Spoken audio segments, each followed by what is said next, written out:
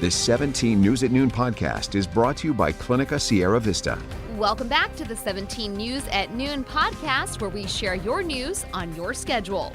Well, good day. I'm Elena Rusk, and this morning, Kern's most influential Republican lawmakers gathered in Rosedale to talk about oil production in the county. 17's Maddie Gannon was at the event, and you now join us in studio with more. Elena, yeah, one of the biggest topics of discussion around the nation. But of course, this is an issue particularly relevant to Kern as California's top oil producing county. And that's exactly what brought together the biggest names in Republican politics here in Kern today, from Congressman Kevin McCarthy to Senator Shannon Grove, Assemblyman Vince Fong to Supervisor Zach Scrivener. They were all unified around one message: that's ramp up oil production domestically, especially here in Kern. Here is what McCarthy had to say. But ever since Gavin Newsom has become governor, his role of not providing the permits, more than 1,000 permits sit on his desk. So what does that mean? It means California, since he's been governor, has lowered production by 20%. That's 89,000 barrels a day. McCarthy said both Newsom and President Biden have made killing the oil industry part of their platforms as they try to make the transition to renewable forms of energy. In a State of the State address earlier this month, Newsom reiterated that he will not allow more drilling in California, saying that that would be repeating the mistakes of the past. McCarthy, as well as Fong and Grove, noted that California is still importing foreign oil as it cuts back on its own production. We will have a full look at today's event tonight on 17 News at 5. In studio, Maddie Gannon, 17 News. All right, thank you, Maddie. So let's take a look at those high gas prices and the current numbers. Though they are still at an all-time high, reports are showing that the price you pay for a gallon of gas is somewhat stabilizing. AAA reports the national average for a gallon of regular unleaded is $4.25. California's average, obviously higher than that, $5.85. Here in Kern County, we are at $5.78. Now, to find the cheapest gas station near you, our website will track the lowest prices in the Bakersfield area, thanks to gasputty.com. And today, that lowest price, well, it's $5.13. That's at the Fast Strip on 34th Street. Now, the prices change quite often, so make sure you check them out on our website, kget.com, and then click on the traffic tab. $5.13. It's kind of funny, Kevin, that we would be excited about a number like that. All right, well, now to the latest on the Russian invasion in Ukraine. Ukrainian officials rejected Russian demands to surrender in Mariupol. Over the weekend, that city, as well as the Ukrainian capital of Kyiv, suffered a barrage of attacks. Now, the latest reports say more than 900 civilians have been killed since the war started about 3.5 weeks ago, although the actual number, they say, is likely in the thousands. President Joe Biden will head to Europe this week as the U.S. and its allies seek to bolster Ukraine and punish the Kremlin for its invasion. Dr. Robert English, a USC professor and the director of Central European Studies, joined us on Sunrise to talk about when we could see an end to this invasion.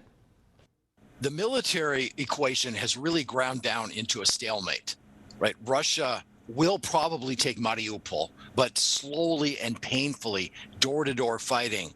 Nothing bold or decisive. Kiev is holding fast, Kharkiv, these other cities, and on the southwestern front, in fact, we see near the city of Mykolaiv, which is the road to Odessa, we see the Ukrainians actually counterattacking and forcing some Russian retreats. Overall, it's a stalemate. Civilians will continue to die. Russia seems determined, right, to keep pounding away and inflicting this destruction, but they're not making any significant gains. So what does that mean?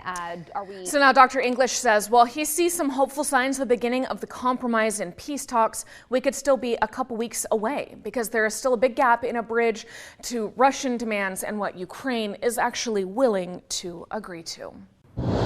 Hello, this is Tim Callahan with Clinica Sierra Vista, and we're excited to unveil the Community Health Center of the Future, our comprehensive care center.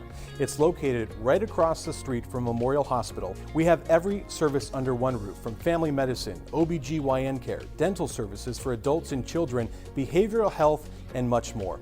So find your way to better care at Clinica Sierra Vista this year at our comprehensive care center. Visit our website, clinicasierravista.org, for the latest on this project. We'll see you soon.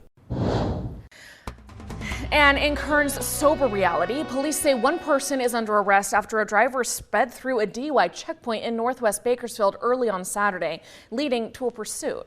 BPD says a man identified as 40-year-old Jason Crawford drove toward a DUI checkpoint on Hageman Road near River Lakes Drive just after midnight on Saturday. Officers reportedly tried to stop him, but he sped away, leading them on a high-speed chase that lasted about 15 minutes. It ended on Brimhall Road near Coffee Road. Police say Crawford refused to get out of his car for more than a half hour, sparking a standoff with police before he got out of the vehicle and was arrested. He was booked into jail for failing to stop at a sobriety checkpoint, felony evading arrest, and resisting arrest. Now, that wasn't the only arrest as a result of this checkpoint. Police say 1,100 cars came through and 3 drivers were arrested for DUI. 7 were cited for driving without a license, 9 for driving on a suspended license. Police also impounded 17 cars. Just a reminder, if you see someone who you think is driving under the influence, you're asked to call 911. All right, a local family is looking for a missing Miramonte High School student last seen more than a week ago in East Bakersfield. The teen's family says 15-year-old Kalia Maldonado was last seen on March 8th, possibly in the area of East California Avenue and Washington Street. The family says she is 5 foot 3 inches tall and weighs 180 pounds with short black hair and brown eyes. If you know anything about her whereabouts, you are asked to call the sheriff's office at 861-3110. And the Bakersfield Police Department asking for help finding another missing teen. Aubrielle Sandoval was last seen on March 18th on Stein Road near McKee Road. She is considered at risk because she has not previously been reported missing. She's described as a Hispanic female, 16 years old, 5 feet 3 inches tall, and weighing 120 pounds. Last seen wearing a burgundy hooded sweatshirt, black jeans, and white shoes. She was last seen in an older model gray sedan, and anyone who knows where she is asked to call police 327-7111. All right, let's turn now to some education news. This morning, the Bakersfield City School District held a ribbon-cutting ceremony at its newest school, Dr. Martin Luther King Jr. Elementary. The new site, also referred to as MLK or King, is the 44th school established in that district. Located at East Bell Terrace and Cottonwood Road, educators say it is a state-of-the-art learning experience for neighborhood students. Though the school opened its doors to students over the last 2 years, the pandemic put a hold on the official ribbon-cutting ceremony. Today's date was chosen to commemorate the 57th anniversary of Dr. King's historic march from Selma to Montgomery, Alabama. All right, so let's now take a look ahead to what is happening this week. Today is World Down Syndrome Day, raising awareness and empathy for those affected. Tomorrow, the Kern County Hispanic Chamber of Commerce is hosting a panel with local Latino women driving change and making a difference in our community. You can register at kchcc.org. Wednesday, Daniel Tiger's Neighborhood Live, based on the hit PBS Kids TV show, is coming to the historic Bakersfield Fox Theater. That show starts at 6:30 p.m. On Thursday, the Kern Catholic Prayer Breakfast will be happening at St. Francis of Assisi Parish in downtown Bakersfield. That starts early at 6 a.m. Friday, U.S. Borax is turning 150 years old this year, and a birthday party will be held on 20 Mule Team Museum in Boron. Saturday, the 8th annual A Chocolate Affair fundraiser benefiting early childhood education programs at United Way of Kern County will be held at Luigi's. And Sunday is the last day you can visit the 3 Days in Space Music Festival at the Empty Space venue on Oak Street in Bakersfield. That starts at noon. So let's now take a look at the latest COVID-19 case numbers here in Kern County.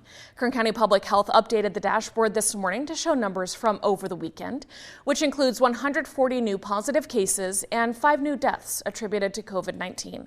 State data shows an increase of hospitalized patients with 44 here in Kern County and 11 patients listed in intensive care units.